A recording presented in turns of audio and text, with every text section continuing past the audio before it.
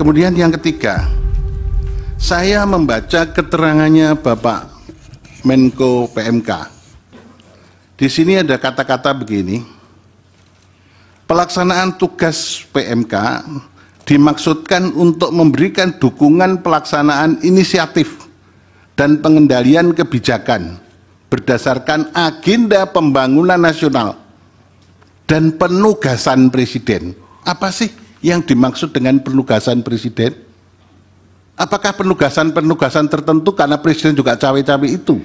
Karena kalau saya membaca sebetulnya agenda pembangunan nasional itu sudah termasuk Presiden itu akan menugaskan apa ya ada di situ. Tapi kok ada frasa yang khusus penugasan Presiden? Nah, apakah di lain-lain tempat, apakah di Bapak Menko Ekonomi, Bu Menteri Keuangan atau Menteri Sosial, ada agenda pembangunan nasional dan penugasan Presiden? Ini kan seolah-olah ada frasa khusus. Presiden punya misi tertentu, visi tertentu untuk melaksanakan apa ini biasanya dilakukan. Itu. Kemudian yang terakhir perlu saya sampaikan,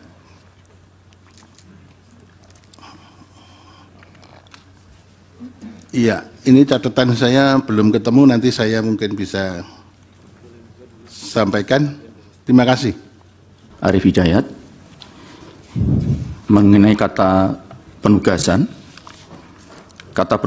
ini sesuai dengan Perpres nomor 35 tahun 2020 itu tentang Kemenko PMK. Jadi kemudian apa makna di balik kata penugasan ini? Tentu saja penugasan yang dimaksud adalah dalam kapasitas saya sebagai pembantu Presiden, bukan dalam kapasitas yang lain gitu ya. Kami tidak bisa memberikan perdefinisi secara tepat, gitu. Tetapi sebagai contoh saja, di samping kami ini melaksanakan tupoksi yang sudah ada di dalam Perpres, kami juga melaksanakan tugas-tugas di luar tupoksi kami. Biasanya tugas-tugas itu adalah yang berkaitan dengan tugas yang sifatnya lintas sektoral, sehingga tidak per definisi tidak bisa dipastikan itu tugasnya siapa. Kalau kami boleh mengambil contoh yang mulia, misalnya sekarang ini untuk penanganan mudik. Penanganan mudik itu tidak bisa definisikan urusannya siapa. Gitu.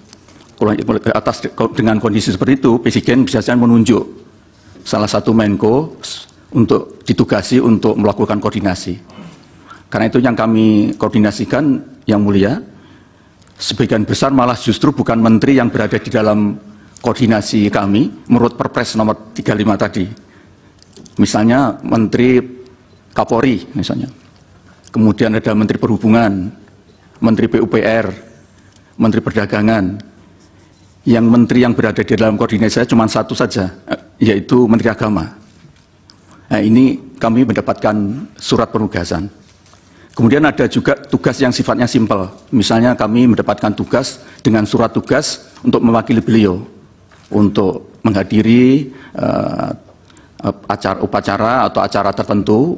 Di situ saya sebagai wakil dari mewakili beliau untuk menyampaikan pokok-pokok pikiran.